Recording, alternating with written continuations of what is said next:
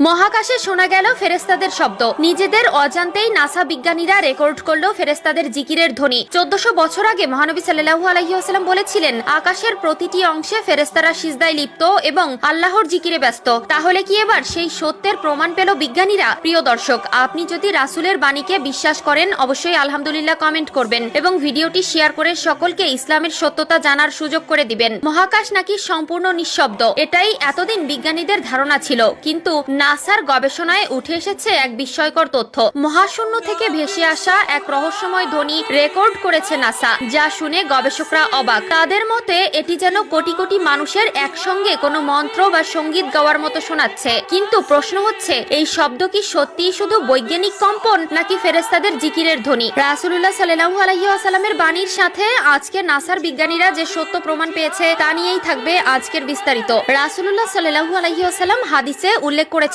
যে আকাশে প্রচন্ড ঝাঁকুনির মতো শব্দ হচ্ছে। অতীতে ধারণা করা হতো যে মহাকাশ একটি সম্পূর্ণ বায়ুশূন্য পরিবেশ, যেখানে শব্দের সৃষ্টি অসম্ভব। তবে সাম্প্রতিক সময়ে নাসার একাধিক গবেষণা এই ধারণাকে বদলে দিয়েছে। গবেষণায় দেখা গেছে মহাকাশে বিভিন্ন প্রাকৃতিক ঘটনা ও কম্পনের ফলে বিশেষ ধরনের শব্দ সৃষ্টি হয়, যা আধুনিক প্রযুক্তির মাধ্যমে শনাক্ত করা সম্ভব হচ্ছে। নাসার hour universe is not silent এবং লিসেন টু দ্য ইউনিভার্স শীর্ষক প্রতিবেদনে বিস্তারিতভাবে তুলে ধরা হয়েছে কিভাবে মহাকাশে শব্দের সৃষ্টি হয়। সংস্থাটির অত্যাধুনিক টেলিস্কোপ ও গবেষণা সরঞ্জামের মাধ্যমে এসব মহাকাশীয় শব্দ শনাক্ত ও রেকর্ড করা সম্ভব হয়েছে। সহিহ মুসলিম হাদিস আবু দারদা রাদিয়াল্লাহু তাআলা আনহু থেকে বর্ণিত, রাসূলুল্লাহ সাল্লাল্লাহু আলাইহি ওয়াসাল্লাম যখন মিরাজ থেকে ফিরে আসেন, তখন সাহাবারা তাকে প্রশ্ন করেন, ইয়া রাসূলুল্লাহ, আপনি আকাশে কি দেখেছেন বা কি শুনেছেন? জবাবে নবীজি সাল্লাল্লাহু আলাইহি ওয়াসাল্লাম বলেন, আমি যা দেখেছি তোমরা তা দেখতে পাও না, আমি যা শুনেছি তোমরা তা শুনতেও পাও না। আকাশ জুড়ে প্রচন্ড কম্পনের শব্দ শোনা যাচ্ছে, আর এর পেছনে রয়েছে এক গভীর রহস্য।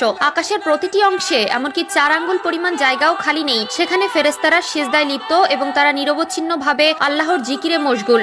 গবেষকদের মতে মহাকাশে ছড়িয়ে থাকা বিভিন্ন কণা বা নক্ষত্রের বিকিরণের ফলে কম্পন বা ভাইব্রেশনের সৃষ্টি হয়, যা থেকেই এসব শব্দের উৎপত্তি ঘটে। মূলত এসব শব্দ ইলেকট্রোম্যাগনেটিক তরঙ্গ হিসেবে থাকে, যা পরবর্তী সময়ে শব্দ তরঙ্গে রূপান্তরিত করা হয়। লক্ষ্য করলে দেখা যাবে 1400 বছর আগেই রাসূলুল্লাহ সাল্লাল্লাহু আলাইহি ওয়াসাল্লাম উল্লেখ করেছিলেন যে আকাশে কাঁপুনির মতো শব্দ হয়। নাসা বর্তমানে বলছে এই শব্দগুলি কাঁপুনির কারণে সৃষ্টি হয়। এমনকি গবেষণার সাথে যুক্ত একজন বিজ্ঞানী মন্তব্য করেছেন যে এই শব্দগুলো শুনে তার মনে হয়েছে যে একত্রে বিলিয়ন বিলিয়ন মানুষ গ্রেগরিয়ান চ্যাট গাইছে। গ্রেগরিয়ান চ্যাট হলো খ্রিস্টানদের এক ধরনের ধর্মীয় সঙ্গীত, যা একসঙ্গে গাওয়া হয়। তবে 1400 বছর আগে মহানবী সাল্লাল্লাহু আলাইহি ওয়াসাল্লাম বলেছেন যে আকাশে ফেরেশতারা একত্রে আল্লাহর জিকির করছেন। নাসা মহাকাশে যে শব্দ আবিষ্কার করেছে তার পেছনে বিভিন্ন বৈজ্ঞানিক ব্যাখ্যা রয়েছে, যেমন নক্ষত্রের চৌম্বক ক্ষেত্র বা প্রাচীন মহাবিশ্বের বিস্ফোরণ। তবে এই